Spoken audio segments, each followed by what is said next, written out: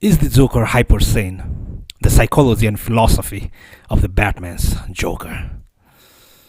The fear of clowns is called coulrophobia. With his bleached white skin, green hair, bright red lips, and a rictus grin, the Joker can evoke a similar fear. In 1970, the robotics professor Masahiro Mori posited the theory of the uncanny valley. For the most part, our emotional response towards machines is fairly neutral, while our emotional response towards human beings and objects, such as teddy bears, is fairly positive. But if something looks almost but not quite human, it can arouse negative feelings of eeriness and revulsion, the so called uncanny valley. What explains the uncanny valley? It could be that humanoids such as the Joker evokes death or illness, or it could be that they mess with our minds in some way by violating norms and expectations, or by being deceptive and difficult to read.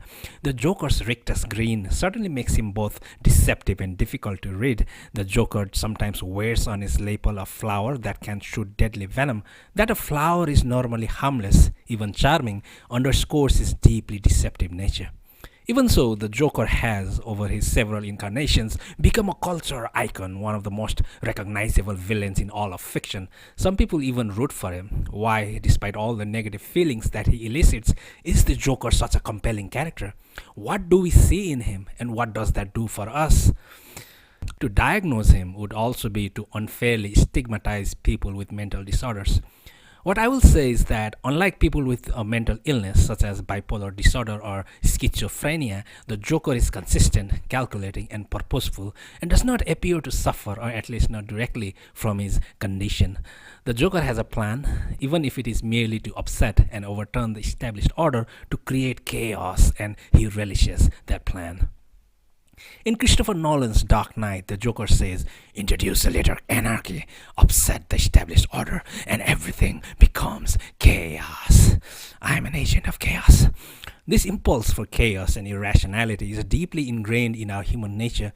The Dionysian orgy of the ancient Greeks, with its drunken dancing and debauchery, can be understood as a natural inversion of and release from the habitual Apollonian order and restraint imposed by society, and epitomized, of course, by Batman.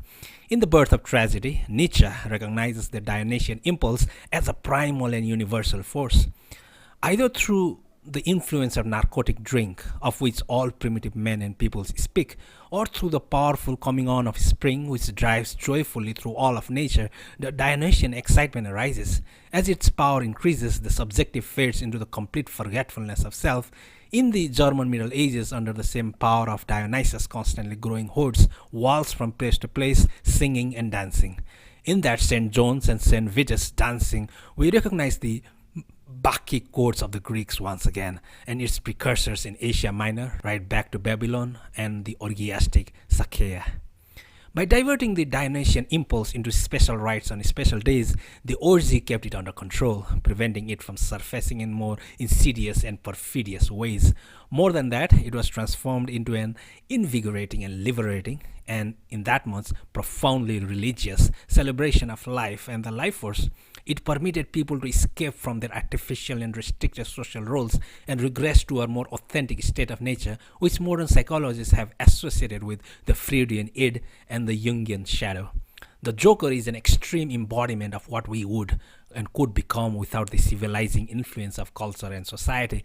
The Dionysian orgy of the ancient Greeks has echoes in the Egyptian festival of drunkenness, the Roman Bacchanalia, and the Carnival, among many others. Today, our pent-up desire for disorder is vented by other means, including drug-fueled raves, sadomasochistic sex, and fictional characters such as the Joker, which, rather than inciting chaos, as some people fear, act more as an outlet and catharsis for our own dark impulses.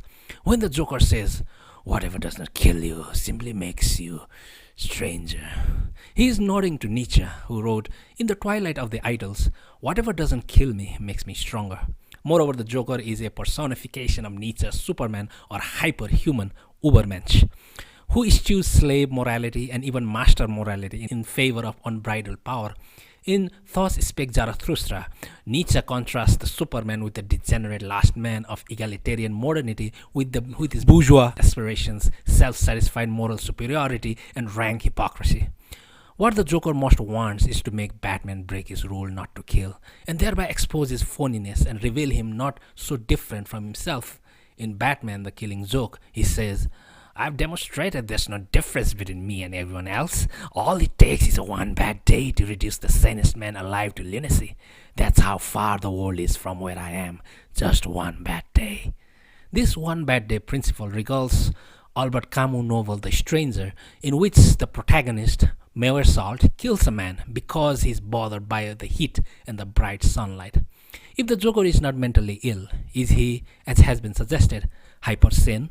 In the book Hypersanity, Thinking Beyond Thinking, hypersanity is defined as the free state of higher consciousness and argues that the hypersane people are calm, contained, and constructive. That is very much the opposite of the Joker.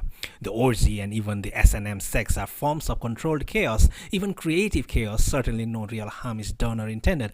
Similarly, hypersane people are able to embrace their shadow, to harness it without being driven or dominated by it. But the Joker, having maimed or killed thousands of people, is so completely overrun by his shadow that he is nothing but an undifferentiated shadow, nothing but sheer darkness. Unlike the Joker and indeed Batman, who are flat, one-dimensional characters, hypersane people are able to unite the Apollonian and Dionysian, and like the ancient Greeks, realize the ever-receding dream of civilization.